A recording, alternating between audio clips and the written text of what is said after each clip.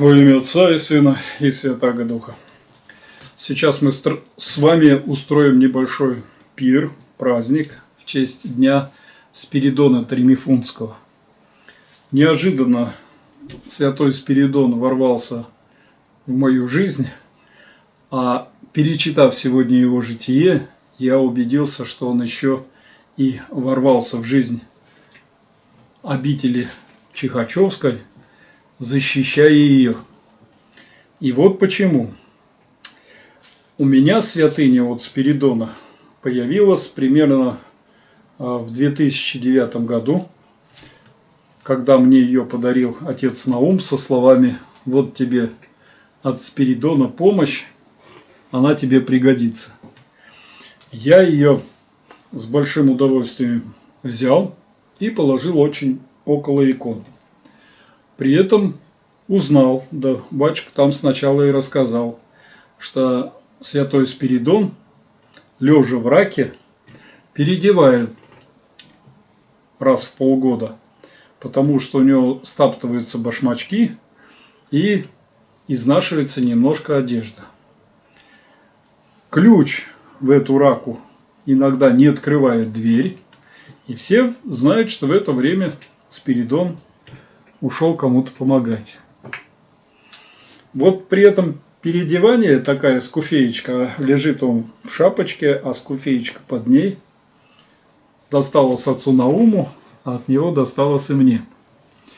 Я и о ней не вспоминал, получается, лет 10, 11, а может и 12. Лежала себе спокойно и, как говорится, кроме молитвы ничего к ней не было. Но в этом году, вы знаете, в сентябре или в октябре она мне попалась на глаза, и я вам рассказал об этой святыньке. Больше того, взял и примерил на ваших глазах первый раз, и у меня, вот как и сейчас, пошли мурашки по телу. Что я подумал?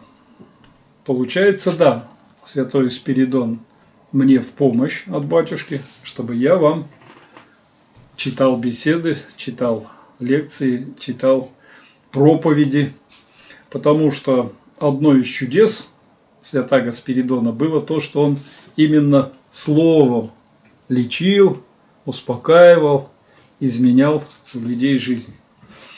Он был обычный пастух, и поэтому, в общем-то, не обладал каким-то таким словом пасторским с особым языком, а простым языком все людям объяснял.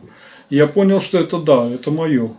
Мы в этом совпадаем, потому что вы все говорите, что я, во-первых, простым языком все вам объясняю, а во-вторых, я тоже, как и Спиридон, не знаю, откуда это идет. Нет, я знаю, откуда идет. То есть, как и он, я считаю, что идет в меня через Господа. И шапочку мне в помощь. Но одев первый раз эту шапочку, эту скуфейку, я как-то усомнился, что вот я именно ее должен надевать, поскольку все-таки она такого монашеского какого-то типа. И мне показалось, что это такая некоторая подделка под монашество. Я думаю, нет, не буду я так влезать в такое серьезное направление, подделываться под монаха. Я хочу быть простым. И что я сделал? Я начал искать, какую бы шапочку мне носить вот, на этих проповедях. И прямо мне на сердце легла вот эта оранжевая солнечная шапочка. Я ее выписал, она долго шла, достаточно долго шла. И в это время начались чихачевские события. Шапочка пришла, я ее освятил на скуфеечке Спиридона. Я ее одел и вошел в чихачевское стояние. Вы видите, что мы большинство деятельности канала посвятили сейчас чихачевскому стоянию, но сразу, придя новые, тем более ангелы к нам в приют ангелов, те, кто привыкли к строгости, в том числе и чихачевской строгости, начали меня упрекать, что я тут одет, как клоун в шапочке желтенькой и в красной рубахе. Но некоторые сказали: ой, как нам нравится ваше одеяние. И вдруг я, решив, поняв, нет, не вдруг, кто-то из вас написал, что батюшка, святой Спиридон тоже ходил в желтой шапочке. Я открыл иконку и гляжу, да, у него желтая шапочка, он изображается в ней, она у него была соломенная шапочка. Но у меня нет такой соломенной шапочки. Я подумал: о, все, в шапочке я точно угадал. Это шапочка от Спиридона. Она помогает, и мне сразу стало легче, несмотря на то, что мы в серьезном находим состоянии. И вдруг зашел спор уже о красном моем одеянии. Вот. Кому-то нравится, кто-то, еще раз говорю, сказал, что вы как клоун одеваетесь. И я еще раз пошел посмотреть на иконку Спиридона Тремифонского. И что вы думаете? Первой иконкой открылось вот это. И мне стало совсем хорошо, потому что я увидел, что основное деяние святаго Спиридона – это оранжевая шапочка, желтая шапочка и красная одежда. И дальше я начал исследовать, а почему чихачевское стояние, как он участвует в нем через наш канал, почему он в нем участвует. Почитав о чудесах Спиридона Тремифонского, я, конечно, удивился. Во-первых, он там и младенцев воскрешал, и воскресил свою дочь для того, чтобы имущество богатой женщины вернуть. Та дала его дочери Ирине какие-то богатства, чтобы та приберегла. Ну, делали так. А та куда-то спрятала и умерла. И Спиридон воскресил ее для того, чтобы она сказала, где находятся эти ценности. Ирина сказала и отдала Богу душу. Чудо, удивительное чудо. Но мне очень понравилось чудо его защиты друга его. Когда друга его невинно обвинили, он, услыхав об этом, пошел к судье, а поперек его дороги разлилась река. Она разлилась так, что нельзя было через нее перейти. Но Спиридон вспомнил, как ходили яко посуху через море святые люди, и смело вступил в этот поток. И он расступился. Остановилась река, он перешел, и судья, узнав о том, какое чудо свершилось у Спиридона, выпустил его друга и оставил на свободе, без наказания. Вот это первое, можно так сказать, что меня навело на мысль, что вот поэтому Спиридон и защищает своего друга, архимандрита Иоанникия, потому что тот практически повторяет его подвиг гостеприимства, нищеприимства, приимства больных, которых исцеляет своим словом и молитвой. Это все подвиг Спиридона. И поэтому я думаю, ну да. Но я вдруг вспомнил, что обитель-то чихачевская Николая, чудотворца мира ликийского. А Николая Спиридон не только защитил своим словом, но и веру нашу сохранил. После того, как на соборе, куда собрались епископы, куда был отправлен и Спиридон, кстати, он народный батюшка, его народ избрал священником у себя, а потом и епископом послал на этот собор, где разбирались Бог Иисус Христос или человек, в котором Бог. Ариане утверждали, что это просто человек, в которого вошел Бог, и Бог вот своим духом из него говорил. Наши, как говорится, утверждали другое, то, во что мы с вами сейчас и веруем. Так вот, когда дошло до того, что там распалились все так, что Николай, чудотворец Мирликийский, Арии ударил по щеке, драка началась, за что Николая после какое-то время гнали, встал Спиридон и выступил. Можете прочитать в интернете, как он выступил. И это было чудо, которое, во-первых, защитило и сторону Николая, и защитило веру нашу православную.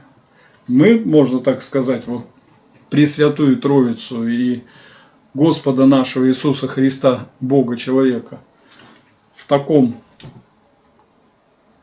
виде веруем после защиты этой веры Спиридона Тримифунтского.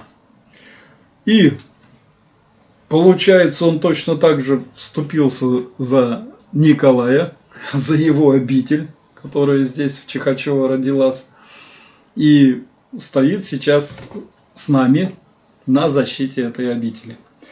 Поэтому, дорогие мои, я, во-первых, рад, что вот все так удивительно сложилось, и именно к этому дню я наконец-то понял, почему желтые шапочки, красное одеяние, и почему святой Спиридон просто ворвался вот в мою жизнь и помогает всячески защищать святую обитель. Ну вот как-то так, похоже, он избрал наш канал для того, чтобы это сделать. И я вам предлагаю, давайте с сегодняшнего дня, как и любая обитель или какой-то там приют, носящие имена святых, свой приют тоже будем считать посвященным Спиридону Тримифунтскому. Проголосуйте, кто за это. Давайте проголосуйте и скажите, что я да или против. И у нас будет приют ангелов Спиридона Тримифунтского. Что нам в этом еще нужно для себя понять? Почему таким образом можно действовать и почему этот образ защиты веры, защиты, значит, тех, можно так сказать, мест веры, мест чистоты и святости таким образом можно защищать? Ну вот можно, потому что святые умеют пользоваться всеми средствами, которые в мире распространяются. Ну и в данном случае, похоже, это так. Это все мне дает большую надежду, что то, что сейчас происходит в Чихачево, умирится каким-то образом или все закончится каким-то образом, которым будет большая польза. Я уж не знаю, кому, значит, может быть и плохо после этого, но хорошо бы, чтобы всем закончилась польза.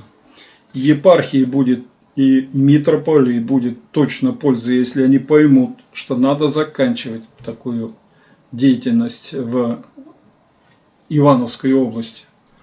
Потому что в полном разорении уже религия, православие в Ивановской области. Народ не ходит, народ бегает от служений, куда приезжает митрополит.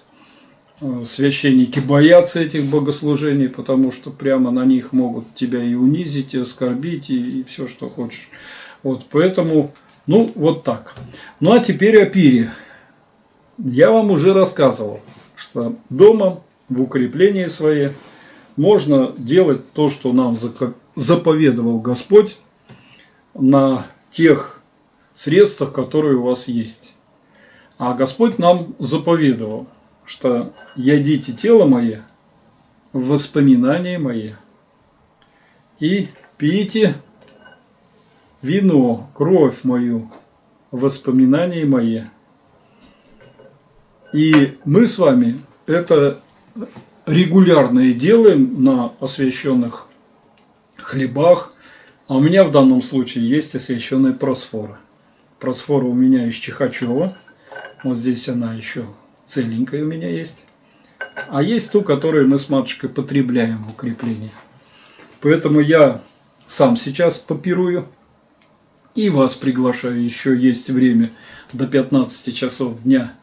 Следующий день Спиридона Тремифунского продолжается. И вы можете присоединиться к этому празднику и помолиться ему.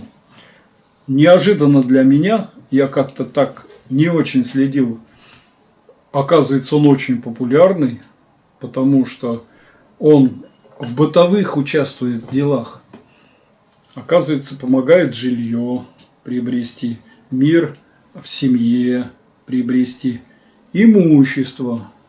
Я вспоминаю это, как его случай с дочерью Ириной. Деньги даже. Ну, на благие дела, конечно, приобрести. Все святые помогают нам все это приобретать на благие дела. И если вы по молитвам к Спиридону выпросите у Господа, чтобы вам новая квартира, новая машина там, или деньги появились, то знайте, это вам дано на благие дела. Используйте неправильно, будет все неправильно. Так что давайте попируем. И сие есть тело Его в воспоминании Господа и Бога нашего Иисуса Христа. Сие есть кровь Его в воспоминании Господа и Бога Иисуса Христа.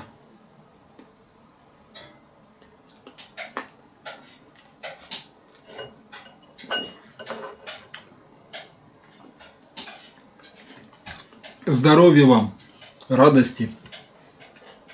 Сухая просфорка, поэтому я еще посижу с ней, посвящаюсь маленечко. А вам аминь.